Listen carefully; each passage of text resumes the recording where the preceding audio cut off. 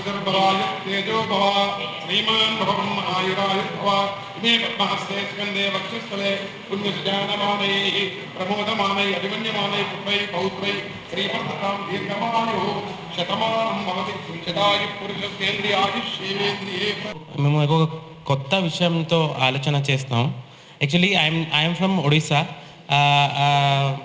My mother tongue is Odia. But నాకు తెలుగు ప్రతి అభిమానం ఉంది, ఎందుకంటే తెలుగు శాసనాల మీద నేను వర్క్ చేశాను. అందుకే నేను కొంచెం మాట్లాడిన వీక్ ఉన్నాను, అందుకే కొంచెం క్షమించండి. ముందు నుంచి అది చెప్తున్నాను. మెయిన్గా ఎపిగ్రఫీ అంటే ప్రాచీనమైన లిపికి చదవడం, కానీ ఇదే first and foremost information of history. మనం కాకతీయుల గురించి మనకి తెలుసు, మన శాతవాహన గురించి తెలుసు, కానీ మొహమ్మడియన్ అటాక్ తర్వాత మన రాష్ట్రానికి ఏనైంది అది మనకి తెలియదు అసలు. యాక్చువల్గా ఒక 100 సంవత్సరం అంటే 100 years హిస్టరీ ఇప్పటి వరకు దాచిపెట్టి ఉంది, 1530. సో వాళ్ళు ఆ టైం కాకతీయులు చేసిన వివిధ మందిరం వివిధ స్మారకులకి నాశనం చేసేవారు మన తురుష్కులకి చాలా శిక్ష ఇచ్చారు. అప్పుడు మన ప్రాంతంలో ఉన్న గుల్బర్గా సుల్తాన్స్ మనం వాళ్ళకి బీదర్లో వాళ్ళకి ఫోర్ట్ ఇప్పటి వరకు ఉన్నాయి. గుల్బర్గా సుల్తాన్కి వాళ్ళు ఫైట్ చేసి జయించి ఈ ఎంటైర్ తెలంగాణలో ఖమ్మంమెట్, మన దేవరకొండ మరియు గోల్కొండ, గోల్కొండతో పాటు మన వరంగల్ కోట పాలించారు. ఇప్పుడు కొత్తగా ఒక ఇన్స్క్రిప్షన్, ఒక రాగి పత్రాల సెట్ దొరికింది మన ఆంధ్రప్రదేశ్ కుర్నూలు డిస్ట్రిక్ట్ 2021 గంటమఠం రినోవేషన్ ఉన్నప్పుడు ఆ రాగి పత్రాలు 1463ది.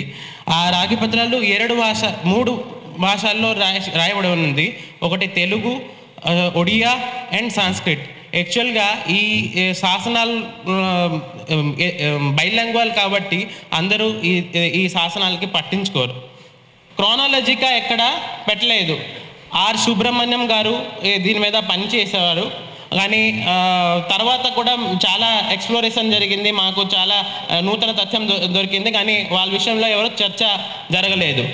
ఒక ఇంట్రెస్టింగ్ విషయం ఏంటంటే ఈ ఇన్స్క్రిప్షన్లో శ్రీశైలం దేవస్థానంకి 1463లో 25,000 ఇచ్చేవాడు ఈ కపిలేంద్రదేవ్. 25,000 గోల్డెన్ ముద్ర, స్వర్ణ ముద్ర. అంటే ఇప్పుడు ఎన్నో 100 కోట్లు అవుతుంది. మీరు ఇది చేయండి. తర్వాతను అక్కడ ఉన్న రెవెన్యూ, శాసనంలో వచ్చిన రెవెన్యూ సగం దేవాలయంకి, శ్రీ మల్లికార్జున స్వామికి ఇవ్వడానికి ఇచ్చారు. అందులో ఉన్న సీమల పేరు కూడా రాశారు. కొండపల్లి విష్ణుమోహన్ గారికి, రాజు గారికి, మళ్ళీ అజయ్ రాజు గారికి, మరియు మిత్రులు, పాత్రికేయ మిత్రులందరూ, ఛానల్స్ వారి అందరికీ, ప్రతి ఒక్కరికి ముఖ్య సరస్వతి సహస్ర వాగ్వీ భవేత్, పని వాగ్వీ భవేత్. సమస్త మహోదయాం మమ వందనం పాదాభివందనం. ఎందుకంటే ఎంతోమంది మహానుభావులు ఉన్నారు, వారికి కూడా చెప్తున్నాము. నా పేరు డాక్టర్ కావూరి శ్రీనివాస్ శర్మ అంటారు.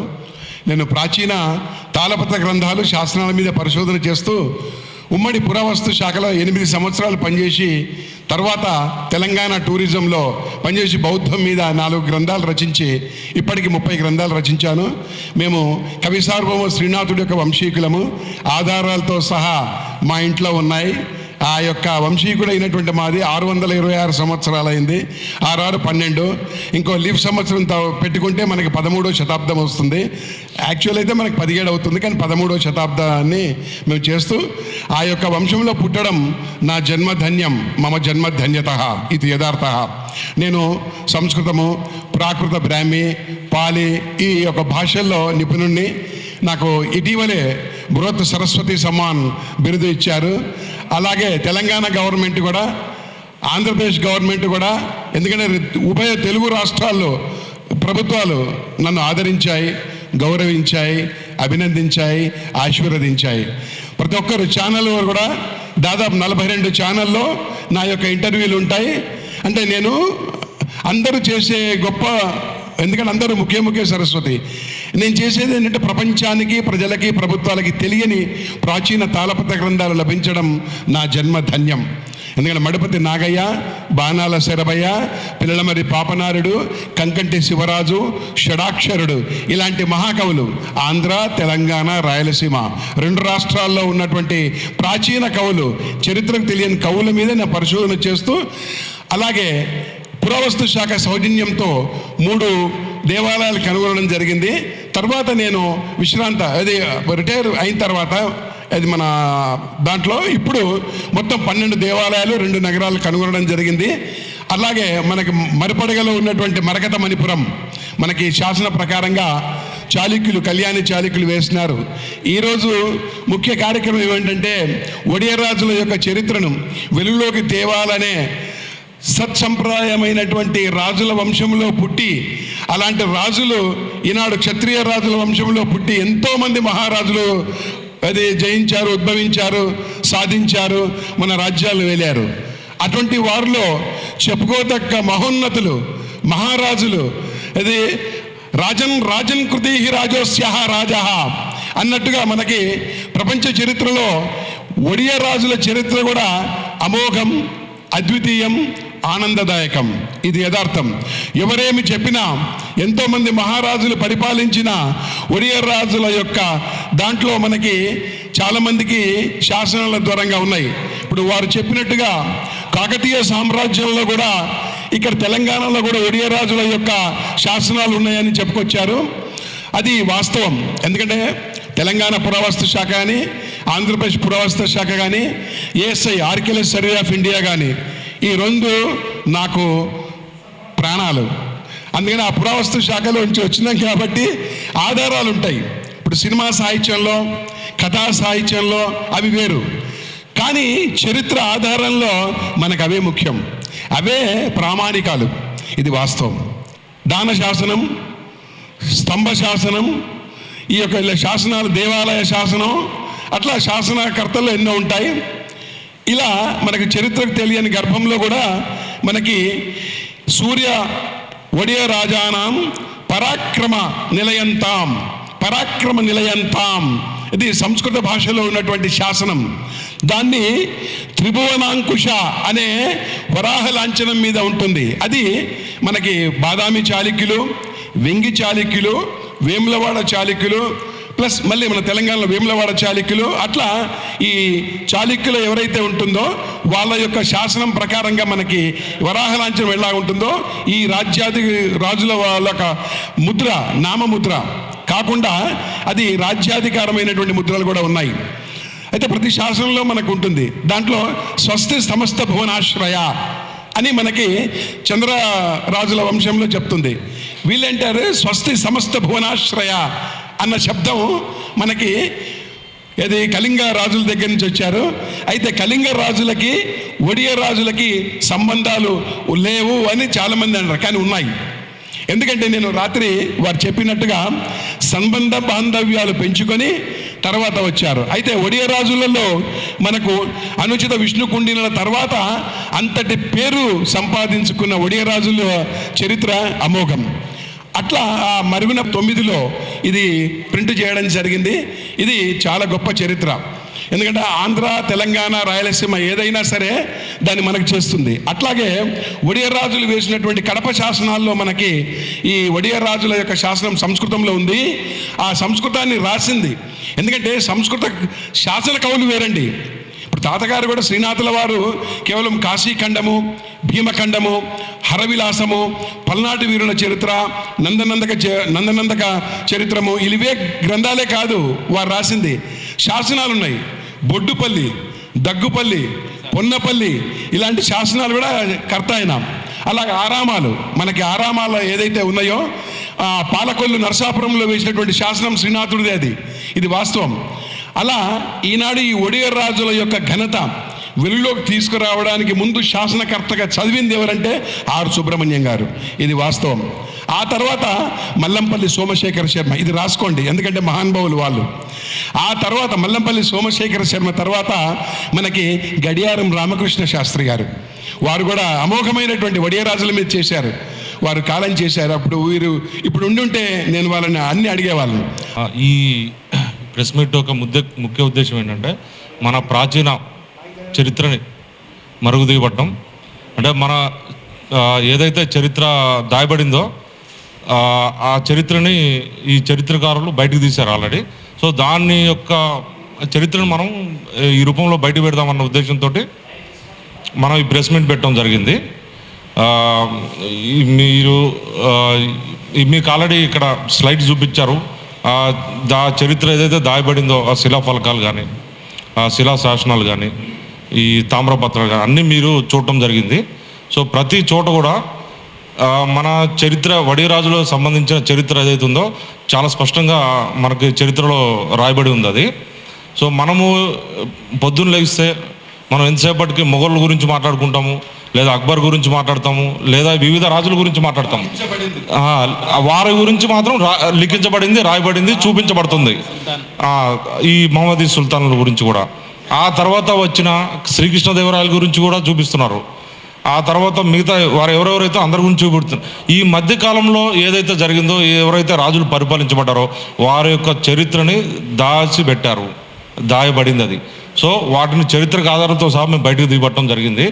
సో ఆ చరిత్రని మీరు స్పష్టంగా చూశారు. ఇలా మనకు చాలా చరిత్రక ఆధారాలు మనకు ఉన్నాయి. శ్రీశైలంలో మనకు ఆల్రెడీ రీసెంట్గా ఒకటి బయటపడింది. అది దానిలో ఏంటంటే వడియరాజులకు సంబంధించిన కపిలేంద్ర దేవ ఆ రోజుల్లో 14th century టైంలో 25,000 రూపాయలని ఆ గుడికి సంబంధించి ఆయన దానం ఇచ్చారు. అది ఈ రోజులో లెక్క మీరు వేయచ్చు, కొన్ని 100 కోట్లకు సమానం. 14th centuryలో 25,000 అంటే దాన్ని ఎక్కడ చూపించలేదు. తర్వాత ఏదైతే ఆయన రాజ్యపాలన చేసినప్పుడు ఆదాయం వస్తుందో అందులో సగం రెవెన్యూని కూడా ఆయన డొనేట్ చేశారు. అది ఎక్కడ చూపించబడలేదు. తర్వాత మనకు వరంగల్ కోటలో వడిరాజులకు సంబంధించిన చరిత్ర చాలా స్పష్టంగా రాసిబడి ఉంది. ఎప్పుడైతే మహమ్మదీ సుల్తాన్లు దాని మీద కాకతీయ రాజుల తర్వాత దండయాత్ర చేసి వాళ్ళ మీద దండయాత్ర చేసి కాకతీయ రాజులు ఎప్పుడైతే చివరగా వారి రాజ్యాలను కోల్పోయారో ఆ చివరి రాజైన ఆ రాజును బంధించి వారు ఢిల్లీకి తీసుకెళ్ళడం జరిగింది. ఆ తర్వాత ఈ ముస్లిం రాజులు ఎవరైతే ఉన్నారో వాళ్ళు దండయాత్ర చేసి వాళ్ళ అండర్లోకి తీసుకోవడం జరిగింది.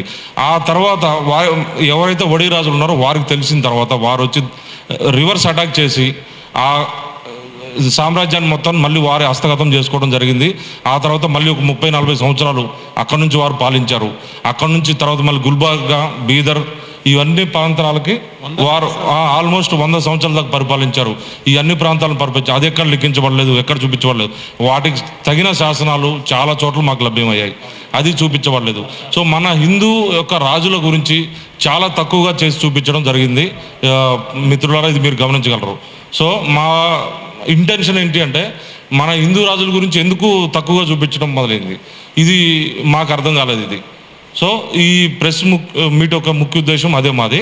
టూరిజం శాఖ వాళ్ళు ఇచ్చారు. అయితే సినిమా రంగం వేరు, సినిమా పాటలు అది ఇది చరిత్ర మనకు. అప్పుడు వాళ్ళు ఈ యొక్క ఢిల్లీ సుల్తాన్లు ఆయన పట్టుకెళ్తారు, అది కథ కూడా ఉంది. ఢిల్లీ సుల్తాన్ పట్టుకపోతే నాటకం కూడా ఉంది. అట్లా ఢిల్లీ సుల్తాన్లు 2వ ప్రతాపరుద్రుణ్ణి ఇక్కడి నుంచి తీసుకెళ్ళినప్పుడు చరిత్ర ఏం చెప్తుందంటే గోదావరి నదీ తీరంలో ఆయన ప్రాణత్యాగం చేసుకున్నారు, శరీరాన్ని తీసుకున్నారు. ఎందుకంటే ఆత్మకు చావులేదు, శరీరాన్ని తీసుకున్నారని ఒక చరిత్ర. కానీ శరభంకుల వారి చరిత్రలో వారేం చేశారంటే ఢిల్లీకి వెళ్ళారు.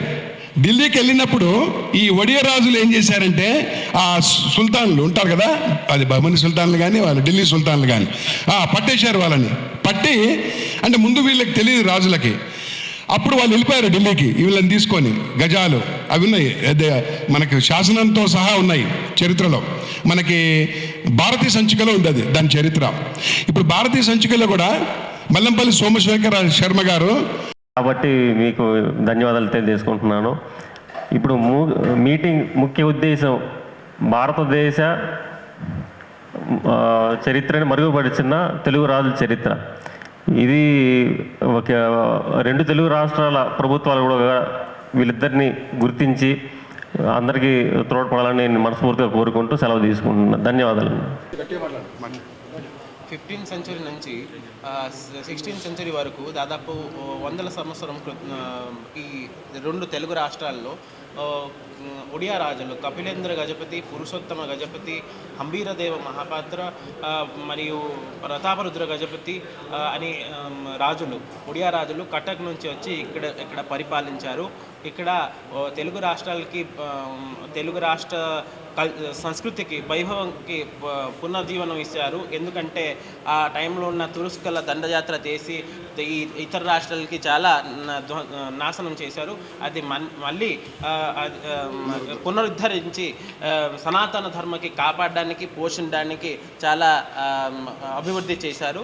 ఇప్పుడు వాళ్ళ హిస్టరీ గురించి మన దగ్గర పూర్తిగా క్రానాలజికలీ ఆర్డర్లో ఏదైనా పుస్తకం లేదు. అది మన పాఠ్యాంశాల్లో వస్తే చాలా ఉపయోగపడుతుంది. మన తెలుగు రాష్ట్రంలో ఉన్న సనాతన ధర్మానికి పాలించిన హిందూ రాజ్యం, హిందూ రాజా అంటే హిందూ పరిపాలన కోసం మనకి ఎక్కువ ఇన్ఫర్మేషన్ లభ్యమవుతుంది. నా పేరు డాక్టర్ కావూరి శ్రీనివాస్ శర్మ. ఒడియా రాజుల చరిత్ర చాలా అమోఘం, అద్వితీయం, అమోఘం, ఆనందదాయకం కూడా. అలాంటి ఒడియా రాజుల చరిత్రని మన ప్రభుత్వాలు గొప్పవి. ఎందుకో ఉభయ తెలుగు 2 రాష్ట్రాలు ప్రభుత్వాలు చాలా గొప్పవి. ఆ యొక్క ప్రజలకు అందాలి వాళ్ళ యొక్క చరిత్ర. అట్లా ఈ ఒడియా రాజుల చరిత్రని పాఠ్యాంశాలుగా పెట్టి వారు చేసినటువంటి దాన శాసనాలు కానీ 125 శాసనాలు ఉన్నట్టుగా మన చరిత్ర చెబుతుంది. 86 శాసనాలు మాత్రం ఉన్నాయి. తెలంగాణలో మనకి వరంగల్ దగ్గర ఉన్నటువంటి శాసనం కూడా మనకు చెప్పబడింది. ఇంకా వెలికి తీస్తున్నాం. ఆ వెలికి తీయడంలో ఈ యొక్క ప్రభుత్వాల యొక్క ఉండాలి. ఎందుకంటే మా కవులని, వంశీకులని ప్రభుత్వాలు ఆదరిస్తున్నాయి, ఛానల్ వాళ్ళు ఆదరిస్తున్నారు. అట్లాగే పాఠ్యాంశాలుగా ఉంటే ప్రజలకు ఉపయోగపడతాయి. అది రాజకృతి. ఎందుకంటే రాజ్యం చేసిన వాళ్ళే రాజులు, రాజ్యాన్ని పరికల్పి చేసిన వాళ్ళే రాజులు, యుద్ధంలో చనిపోయిన వాళ్ళే వీరగల్లులు. అట్లా రాజ్యాధికారం చేసినటువంటి యొక్క క్షత్రియ రాజుల్లో మనకు చెప్పుకోబడ్డ ఈ రాజుల్లో మనకి ఈ యొక్క ఒడియా రాజులు కూడా ఉన్నారు. వారు ఈ 4 కుటుంబాలు, ఇది గణపతి వంశం, ఈ గజపతి వంశం, గణపతి వంశం కూడా ఉంది, గంగరాజు వంశం, మలయ వంశం, ఈ 4 రావడం జరిగింది. అయితే మలయ వంశస్థులు మనకి మైసూర్ మహారాజా యొక్క దగ్గర సంబంధాలు ఉన్నాయి, సంబంధ బాంధవ్యాలు పెంచుకున్నారు. అట్లా ఈ చరిత్రని ఇప్పుడు పాఠ్యాంశాలుగా ప్రభుత్వాలు గొప్పవి, అవి తలుచుకుంటే చాలు. ఇది నా యొక్క విన్నపం. అర్థిస్తున్నా, ప్రార్థిస్తున్నా. ఇది యథార్థ. నమో నమః. శుభ మధ్యాహ్నం.